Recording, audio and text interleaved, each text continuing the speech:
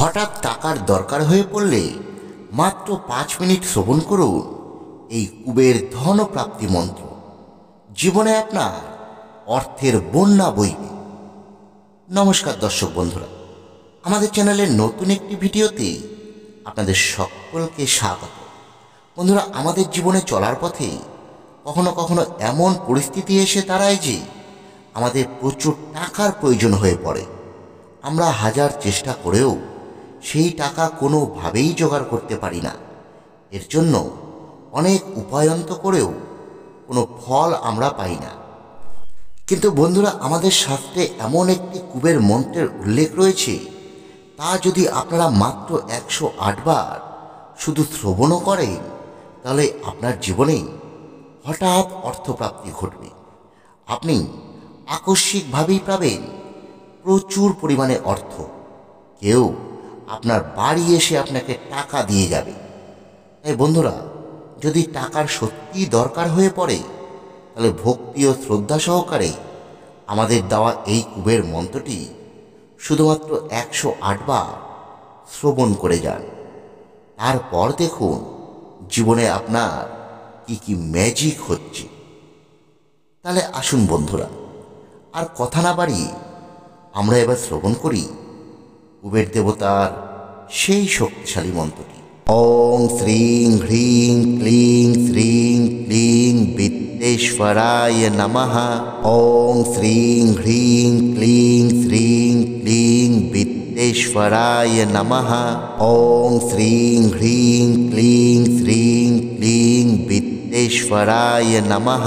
ওং শ্রীং হ্রিং ক্লিং শ্রীং ক্লিং বিদ্যেশ্বরায় নমঃ। ওং শ্রীং হ্রিং ক্লিং শ্রীং ক্লিং বিদ্যেশ্বরায় নমঃ। ওং শ্রীং হ্রিং ক্লিং শ্রীং ক্লিং বিদ্যেশ্বরায় নমঃ। ওং শ্রীং হ্রিং ক্লিং শ্রীং ক্লিং বিদ্যেশ্বরায় নমঃ। ওং শ্রীং হ্রিং ক্লিং শ্রীং ক্লিং বিদ্যেশ্বরায় নমঃ। ওং শ্রীং হ্রিং ক্লিং শ্রীং ক্লিং বিদ্যেশ্বরায় নমঃ। ওং শ্রীং হ্রিং ক্লিং শ্রীং ক্লিং বিদ্যেশ্বরায় নমঃ।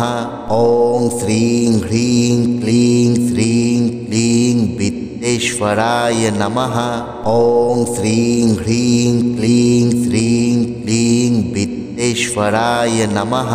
ওং শ্রীং হ্রিং ক্লিং শ্রীং ক্লিং বিদ্যেশ্বরায় নমঃ। ওং শ্রীং হ্রিং ক্লিং শ্রীং ক্লিং বিদ্যেশ্বরায় নমঃ। ওং শ্রীং হ্রিং ক্লিং শ্রীং ক্লিং বিদ্যেশ্বরায় নমঃ। ওং শ্রীং হ্রিং ক্লিং শ্রীং ক্লিং বিদ্যেশ্বরায় নমঃ। ওং শ্রীং হ্রিং ক্লিং শ্রীং ক্লিং বিদ্যেশ্বরায় নমঃ। ওং শ্রীং হ্রিং ক্লিং শ্রীং ক্লিং বিদ্যেশ্বরায় নমঃ।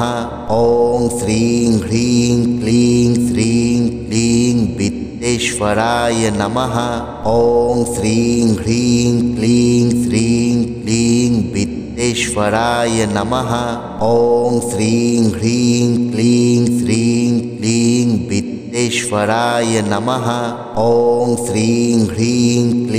শ্রীং ক্লিং বিদ্যেশ্বরায় নমঃ।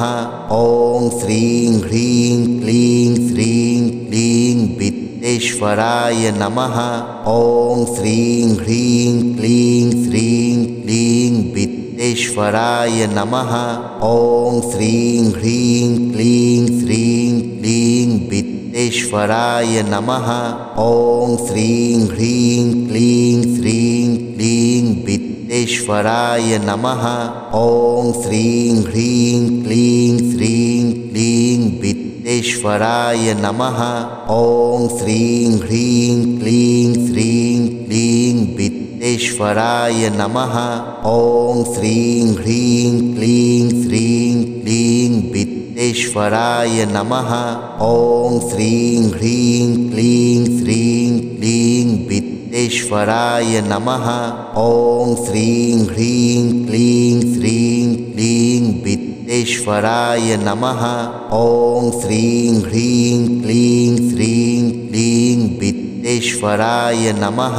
ॐ श्रीं ह्रीं क्लीं श्रीं क्लीं वित्तेश्वराय नमः। ॐ श्रीं ह्रीं क्लीं श्रीं क्लीं वित्तेश्वराय नमः। ॐ श्रीं ह्रीं क्लीं श्रीं क्लीं वित्तेश्वराय नमः।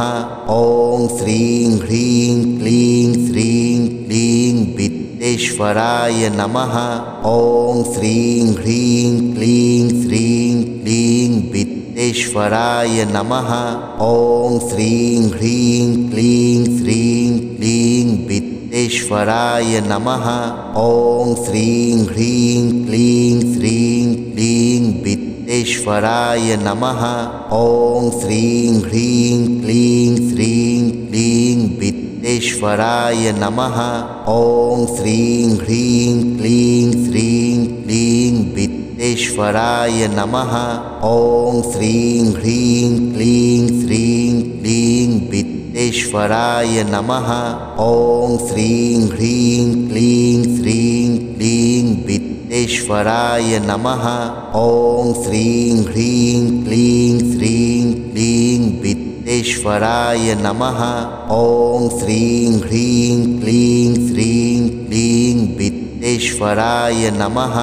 ॐ श्रीं ह्रीं क्लीं श्रीं क्लीं वित्तेश्वराय नमः। ॐ श्रीं ह्रीं क्लीं श्रीं क्लीं वित्तेश्वराय नमः। ॐ श्रीं ह्रीं क्लीं श्रीं क्लीं वित्तेश्वराय नमः। ॐ श्रीं ह्रीं क्लीं श्रीं क्लीं वित्तेश्वराय नमः। ॐ श्रीं ह्रीं क्लीं श्रीं क्लीं वित्तेश्वराय नमः। ॐ श्रीं ह्रीं क्लीं श्रीं क्लीं वित्तेश्वराय नमः। ॐ श्रीं ह्रीं क्लीं श्रीं क्लीं वित्तेश्वराय नमः।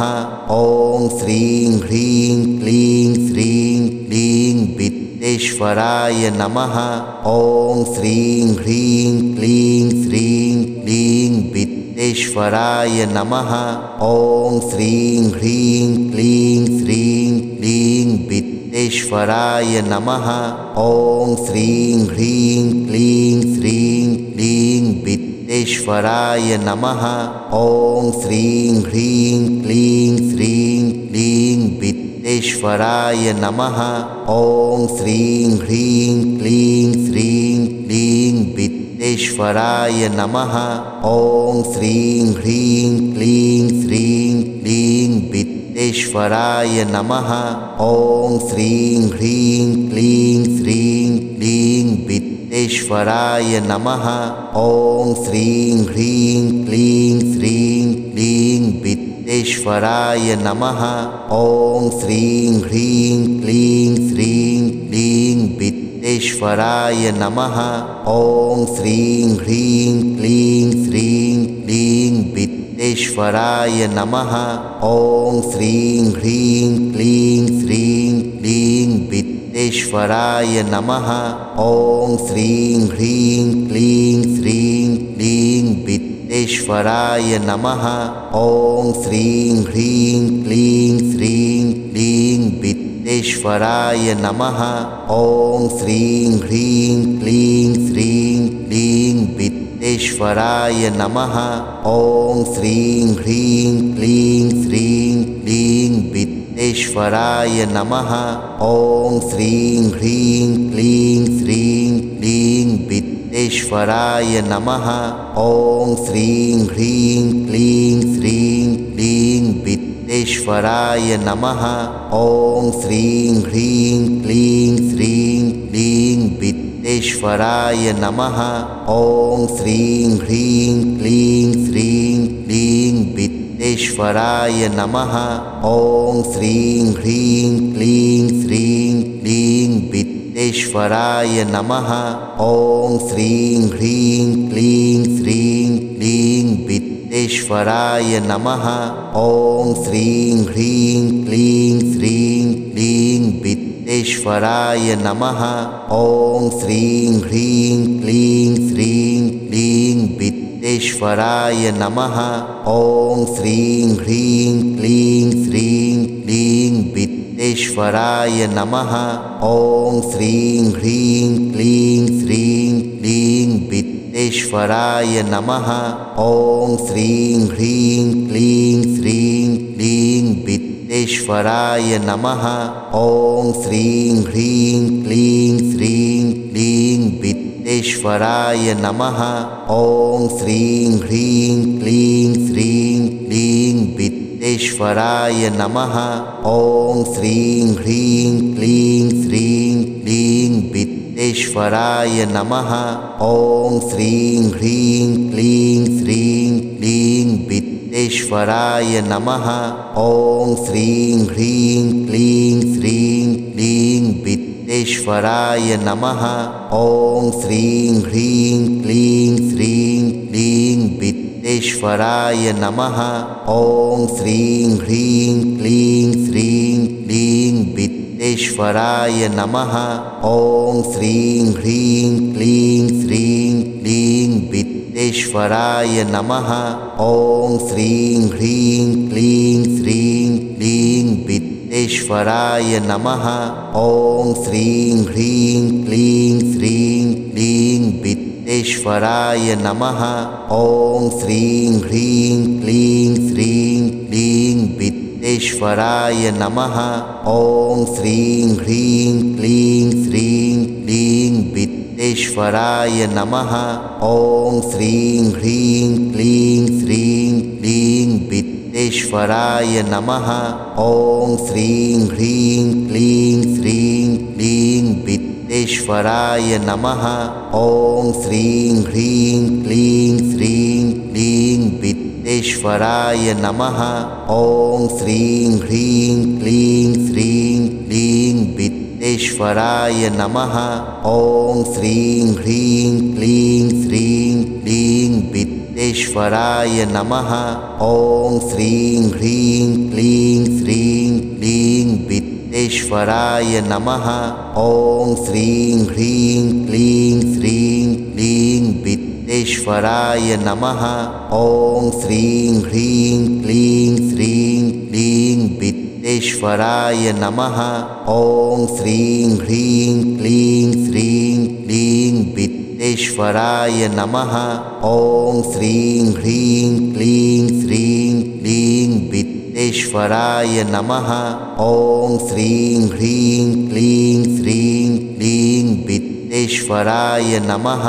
ॐ श्रीं ह्रीं क्लीं श्रीं क्लीं वित्तेश्वराय नमः। ॐ श्रीं ह्रीं क्लीं श्रीं क्लीं वित्तेश्वराय नमः। ॐ श्रीं ह्रीं क्लीं श्रीं क्लीं वित्तेश्वराय नमः। ॐ श्रीं ह्रीं क्लीं श्रीं क्लीं वित्तेश्वराय नमः। ॐ श्रीं ह्रीं क्लीं श्रीं क्लीं वित्तेश्वराय नमः। ॐ श्रीं ह्रीं क्लीं श्रीं क्लीं वित्तेश्वराय नमः। ॐ श्रीं ह्रीं क्लीं श्रीं